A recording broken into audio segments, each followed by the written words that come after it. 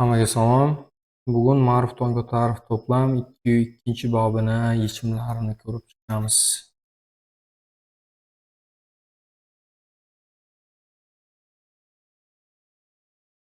Demak, 202-bobni shu birinchi savolini boshlaymiz.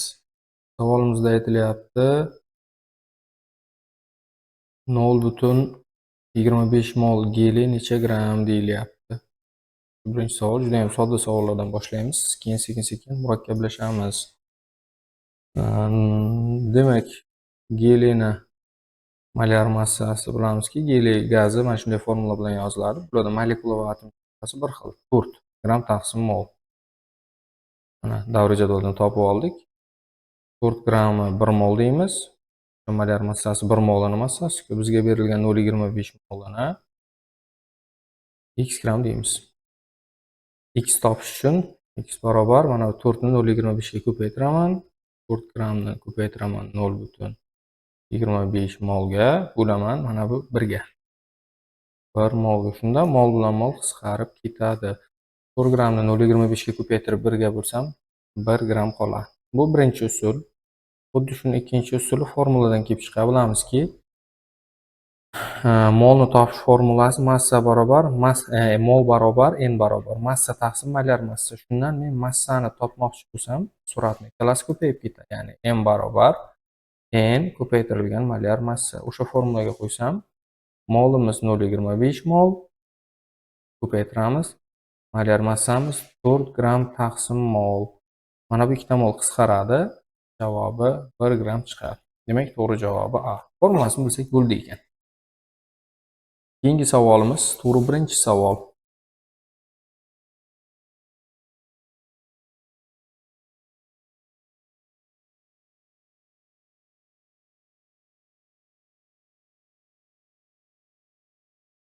To'g'ri birinchi savolimizda aytilyaptiki,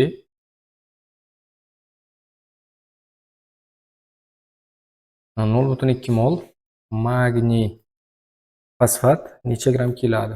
Yozib ko'ramiz. Molyar massasini topamiz avvalo. Mana magniy fosfat. 3 ta magniyni ko'paytiraman 24 ga, qo'shaman. Fosfor mana bu yerda indeksida 1 bor. Mana bu qavsni ichidagi fosforga ham kislorodga ham 2 indeks ta'sir qiladi. Bu bunga ko'payadi. Ikkita fosfor ekan, 2 kira 1 ko'paytiramiz 31 ga, qo'shamiz. Kislorod 2 ni 4 ga ko'paytirsak 8 dona kislorod bor. 8 ni ko'paytiramiz 16 ga. Shunda chiqadi 24 72 ga qo'shamiz 62 ni qo'shamiz 128 ni. Demak, 72 ga 128 ni qo'shsak, mana bu ikkalasi 200 ni beradi va 62 qo'shsak 262 gramm taqsim mol ekan molyar massasi. Endi shunga ko'ra 1 molimiz boyagi birinchi usul bilan ishlaymiz. Proporsiyada ishlasak qulayroq. Ko'pchilik har xil masalaga ham proporsiya tushib ketaveradi. Har safar formula yodlash shart emas. 1 molimiz 262 gramm deymiz. Bizning masalada aytilgan mana bu 0,2 molimiz esa x gramm deymiz. 262 ni 0,2 ga ko'paytirib 1 ga bo'lamiz. Shunda 52,4 gramm chiqadi. To'g'ri javob A variant ekan. Keyingi savol 5-birinchi savol.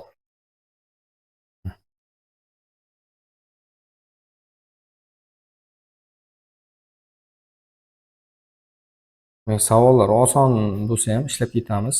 Nimaga deganda, noldan o'rganayotganlar ham bor yoki avval noldan yaxshi tushunmaganlar ham bor. Qaysi metalning 0,2 moli 4,8 gramm demak yozamiz. 0,2 moli 4,8 gramm kelar ekan. 1 molini x deymiz. 4,8 ni 1 ga ko'paytiramanda 0,2 ga bo'laman. Shunda 24 chiqadi. Qaysi metalning molyar massasi 24? Bilamizki, metallarning atom massasi son jihatdan molyar massasiga teng. Chunki metalga masalan litiy bo'lsa, litiy 2 qo'yib yozilmaydi. Hamda litiyni o'zi yoziladi. Litiyning molyar massasi 7 gramm taqsim mol. Natriyniki davriy jadvalga qarasak, o'sha atom massasi 23 bo'lsa, molyar massasi 23 gramm taqsim mol. Bu ham xato. Bizga 24 chiqishi kerak. Bu magniy metaliga mos. Keyingi savol. 6-birinchi savol. Mana 6/1 ni ishlab ko'ramiz. 0,2 moli 27,2 gramm bo'lgan moldan formulasini ko'rsatib yozamiz. 0,2 molimiz 27,2 gramm. 1 molimiz x gramm. 27,2 ni 1 ga ko'paytirib 0,2 ga bo'lsam 136 gramm taqsim mol chiqar ekan molar massasi. Ya'ni 1 mol 136 gramm kelar ekan. Endi mana bular atom massasini qo'shib chiqamiz. Masalan, A javobdagi 100 chiqar hisoblasak. Mr ya'ni molar massasiga son jihatdan teng bo'ladi bilamiz. Mr faqat ikkovi har xil kattalik. Demak, A xato.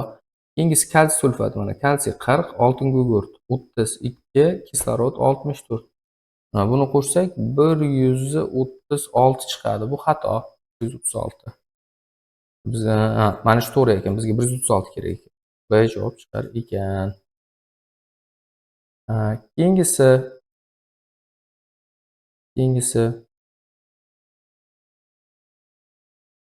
7-1 savol. Mana 7-1 ni ishlab ko'ramiz. Savolimizda aytilyapti 12 gramm magniy va 4 gramm kalsiydan iborat aralashma necha tomonga qaraymiz? Necha mol deyapti. Demak, ishlab ko'ramiz. 12 gramm magniyni moliga o'tib olamiz. Birinchi 7/1. 12 gramm magniyni x mol deymiz. 24 gramm magniyni 1 mol deymiz.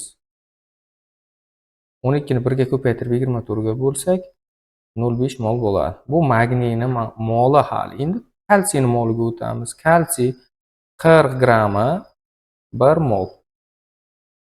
Bizga berilgan 4 grammini x mol deymiz. 4 ni 1 ga ko'paytirib 40 bo'lsak 0,1 mol chiqadi. Endi mana bu 0,5 ga 0,1 ni qo'shamiz. Shunda javob 0,6 chiqadi. To'g'ri javob 0,6 ekan.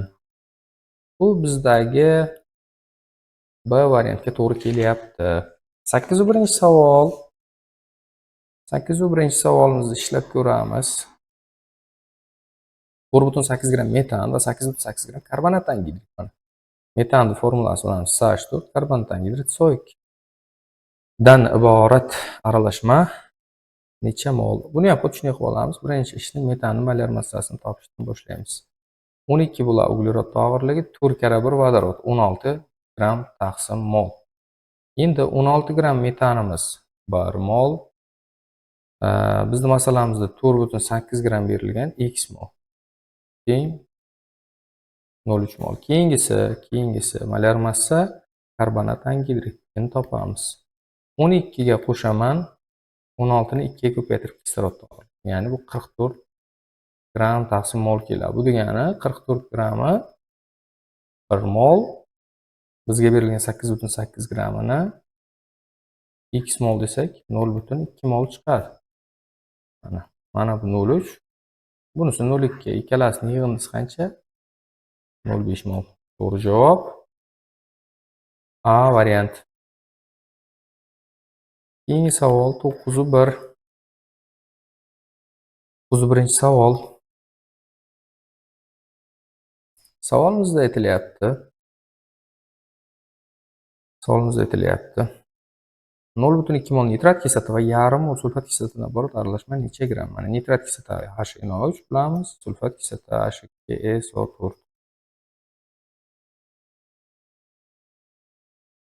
Endi aytamiz, nitrat kislotaning molar massasini topishdan boshlaymiz ishni.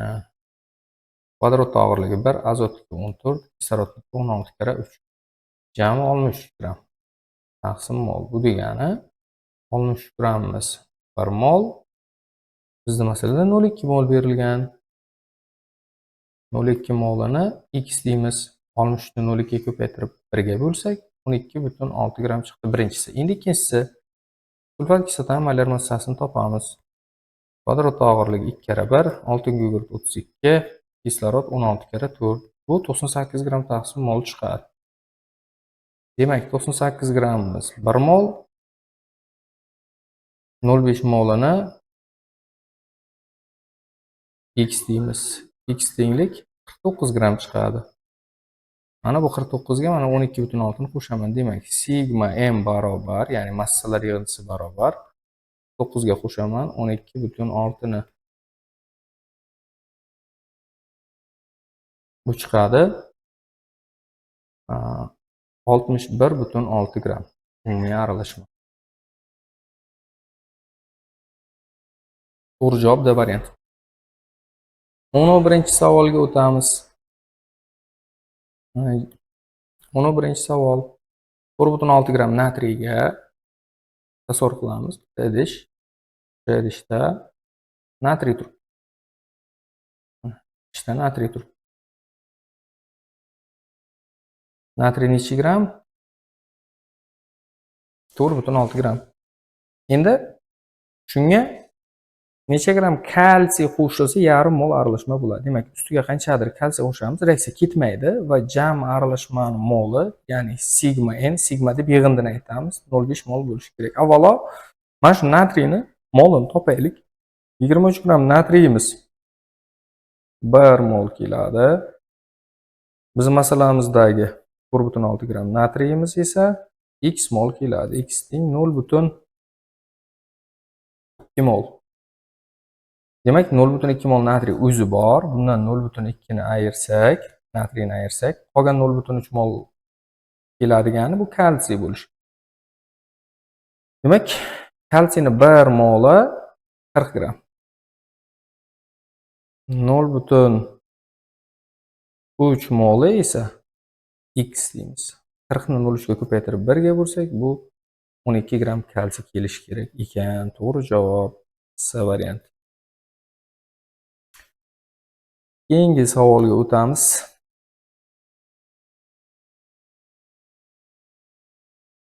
bir. Endi xuddi shuni oddiy modda emas, murakkab modda bilan ishlab ko'raylik, kelinglar. 11-savol. Savolimizda aytilyapti, 5,6 gramm is gazi bor. Demak, mana bitta idish, yopiq idish. 5,6 grammi CO. Buni ustiga qo'shilyapti. Necha gramm karbon tangidrid qo'shilsa 1 mol aralashma hosil bo'ladi. Karbon tangidridning massasini topgan. Umumiy aralashma bo'lsin deyapti. Umumiy mollar yig'indisi bo'lsin deyapti 1 mol. Avvalo mana shu is gazini topib olaylik. Necha mol ekanligini. Molyar massa is gaz barobar deymiz. 12 ga qo'shamiz. 16 ni 28 gramm taqsim mol. 1 mol is gazimiz kelar ekan 28 gramm. Bizda bor 5,6 grammimiz esa x deymiz. Endi proporsiyani ishlasak 0,2 mol chiqadi karbon tangidrid. 0,2 mol. Bizda 1 mol aralashma bo'lishi kerak-ku jami. Shundan 0,2 moli is gazi bo'lsa, qolgan 0,8 moli karbon tangidrid. Demak, 0,8 mol karbon tangidridning massasini topamiz. Buning uchun karbon tangidridning molyar massasini topishim kerak avvalo. Mana molyar massa barobar uglerod og'irligi 12, atom og'irligi kislorod ikkitasiniki 32. Ko'paytirsak 4 chiqadi. 4 gramm taqsim mol. Demak, 1 mol karbon tangidrid 4 gramm, 0,8 molini esa x deymiz. Buni hisoblasak 32 yana 3 35 gramm. Demak, karbon tangidridning massasi 35,2 gramm bo'lishi kerak qo'shiladiganda javob bo'ladi. Keyingi savol 12-savol. 12-savol. Eslatib o'tamiz, biz C tip masalalarni ishlayapmiz. A, B tip variantsiz ekan va to'g'ridan to'g'ri ishlanadigan savollar ekan. Bir-biriga juda o'xshaydi tamoyildan. Biz C tipdan boshladik. Qaysi tip ekan deb o'tirmanglar. Endi 12-savol. 0,4 mol kaliy bor ekan. 0,4 mol kaliy bor ekan. Shunga necha mol magniy qo'shilsa 20,4 gramm aralashma hosil bo'ladi. Demak, mana bunga qanchadir magniy qo'shilishi kerak-da, u x mol yani. Unda umumiy aralashmani massasi bo'lishi kerak ekan 20,4 gramm aralashma. Endi avvalo o'sha 0,4 mol kaliyning massasini topib olaylik. 1 mol kaliyimiz chiqadi. 39 gram.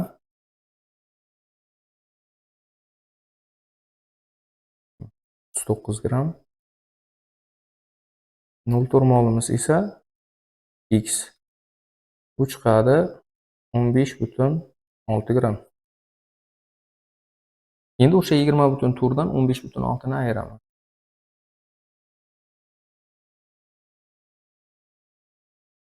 Bu chiqadi 4,8 gram magniy. Endi o'sha magniyni molini topaman. 1 mol magniyimiz 24 gram. 4,8 gram magniyimiz x mol deymiz. X tenglik proporsiyani ishlasak 0,2 mol chiqadi. Demak, to'g'ri javob B javob bo'ladi.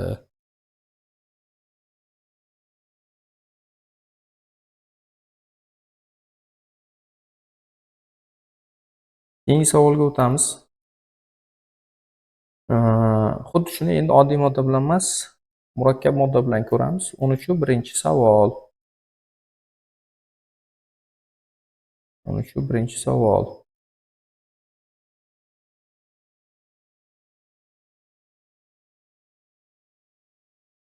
Nol ikki mol is gaziga necha mol karbon angidrid qo'shilsa 36,4 gram aralashma hosil bo'ladi. Demak, umumiy aralashma bo'lishi kerak 36,4 gram. Bu ikki qismdan iborat. Is gazi va karbonat angidrid.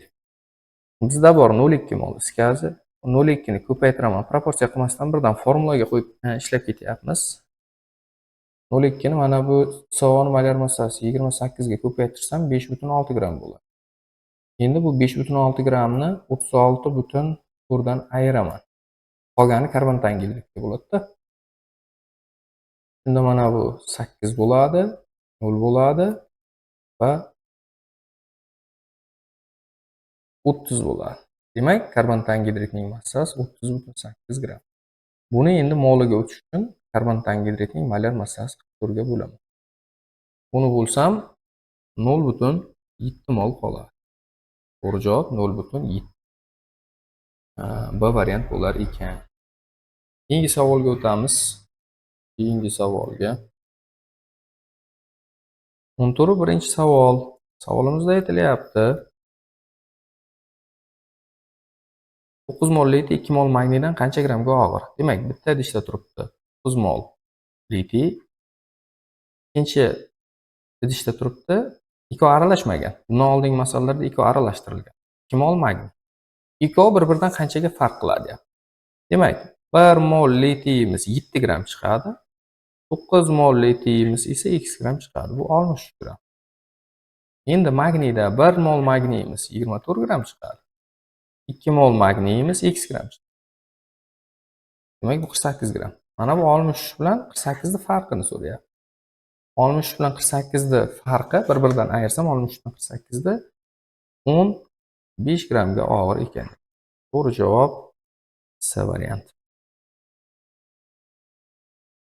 16-birinchi savolimizda aytilyapti. 84 gram litiy va 72 gram magniydan qanchaga ko'p? 84 ni 7 ga bo'lamiz, molar massasiga 12 mol bo'ladi. Litiy esa, magniy esa 72 ni 24 ga bo'lsak 3 mol bo'ladi. Ikkalasini ayirmasi farqi 9 molga teng. To'g'ri javob